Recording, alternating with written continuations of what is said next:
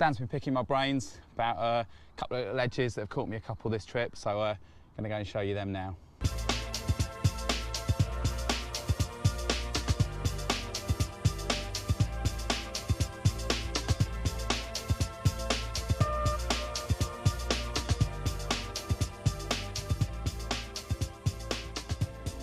Well, we are back in the Masters swim, and we want to talk hook sharpness now because I'm guessing it is important to you. Yeah, massively. I've seen you sharpening hooks as well with a proper file, yep, like a hook file. Yep. I haven't seen anybody else do that before. Yep. What made you start doing it, and yep, when do you do it? I'm just trying to think what made me. I've been doing it for about 2 years now, probably. Right. Throughout my time on the car park, I was doing it. It was primarily actually through the first pieces that Jason Hayward did in one of the magazines when he wrote about it. Right. And there was some big like microscope views basically of the hook points. Yes. And I just remember looking at it and thinking, oh my God, you know, that's a right. I'd always been perfectly happy with my hook points, tested them on my nail and caught loads of fish, you know, obviously it'd never been a problem.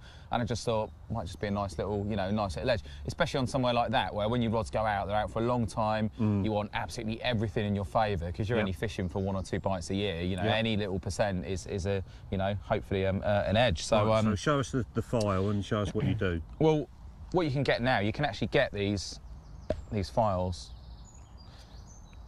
I've actually only had this one a couple of weeks. Right.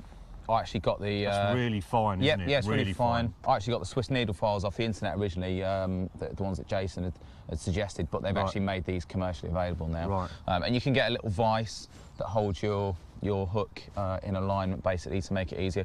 I just use a pair of forceps. So you couldn't hold the hook and do it then? Well, if you hold it in your hands, you know, it's kind of, there's a bit of play and it's not held tight, whereas if you just pop that in the forceps, it's all held perfectly straight and true. You can just hold that like that, and you know, you're all good to go. And I think the key is just to do it incredibly carefully. I've had a muck around when I first started to use them, just to see how far you could push it, so before it went too far, and how easy it was to ruin and things like that. And I think like sort of gently, basically, is the key, and just making sure, obviously, that you don't go over the hook point. Over the point, you're going straight. The last thing you want to do, obviously, is take any of that point off. Right. You just want to make it.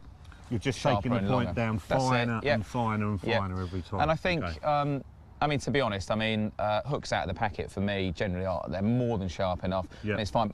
Lakes like this, where you might be getting 4 or 5 bites a day, you know, you're having 2 or 3 recasts maybe to get it perfect.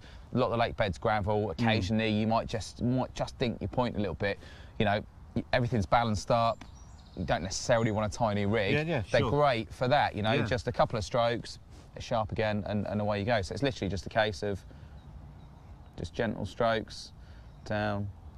Jason suggests you do it on different planes. You can only sharpen like the front and the side planes of the hook. So just a couple of strokes down each side, a couple on the front, and a couple on the other side. And once you've done that, do you test it again, or is that it? No, I test it again. I always test it just in the tip of on your my finger. Right. And then, personally, I don't know how you test yours. I mean, some people test their hooks in their hand, but I've got to be like, when you're fishing, your hands might be cold, they might be wet, your skin changes on a day-to-day basis.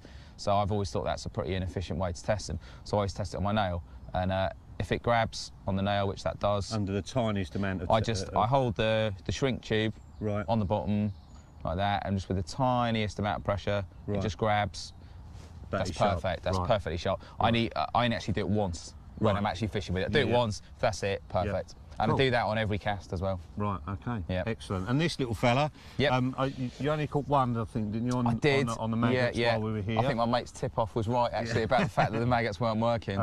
But that's a lovely little way to set that up. So you've got the buoyancy of the corn. That's it. Yep. Red corn, which I'm assuming is no coincidence. No. No coincidence at all. And just any colour maggot. You're not bothered about that? Personally, I prefer white. Right. But I just think they're really visual on the bottom, especially if the bottom's a little bit dark. The white just stands out a mile, you know, so you get the extra little blast of colour. You know, you got the colour from this, but you also got the colour from that. And because I use about 6 maggots with a size 8 curve, that sits flat on the bottom, and this sits up like that off the bottom. Okay. So again, it's that added element of buoyancy. The maggots are really light, you know, and it gives, what you don't want is a big heavy hook weighing the maggots down. Yep. You want that bit of buoyancy so it's in there and takes them by surprise. And a combi rig, you got a... That's it, yeah. Yeah, you've got some movement there so it lifts up into the mouth nice and easily as well. And I take it you'd fish that with a PVA bag, would you?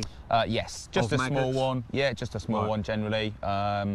Similar size to the ones I've been using with the pellet on this session. Right. Yeah, cool. Works a treat. Excellent. Well, loads of little tips and tricks there from Mr. Fareham. Things that I'm going to add into my fishing, definitely. I know they're going to get me more bites. It's been a frustrating couple of days fishing for me down at this end of the lake. In hindsight, I wish I'd stayed down the other end in the bailiff swim. I know it really well, and I think I probably would have got a couple more bites. I put 3 pop-ups on now, copied exactly what Gaz is doing. He's let me fish as close to him as possible, and it still hasn't happened for me. And it just shows on these particular venues, they are so pressured, and you do have to get it so right to be successful. On the plus side for me, fishing with Gaz has been an absolute education, as it always is. I always learn from him. His finesse, his attention to detail, the effort he puts into his hook baits, the accuracy of casting, it all inspires you to try harder in your own fishing. It's added something to mine. I'm sure it's added something to yours as well. He's got a lovely scaly mirror in the net now. Let's go and have a look at it.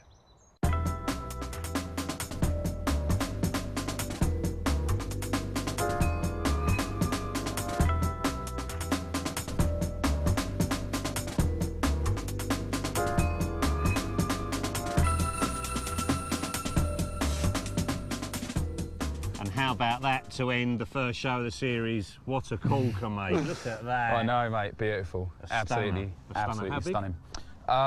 20, just under 21 pound. Right. But mate, there's 40 pounders in there that look like this. I know, and that's why we'll be coming back. Absolutely. Absolutely, mate. They haven't made an appearance this time, but... No, I mean, to be honest, it's quite rare on a session here, kind of not to latch into one of the 30 pounders, I've got to be honest, but, you know, still, absolutely no complaints with this. I'd be happy with what you've caught. Yeah, absolutely. Definitely. Wicked. Okay, well, that's all we've got time for at Sandhurst. Thank you very much for watching, and we'll see you in the next show.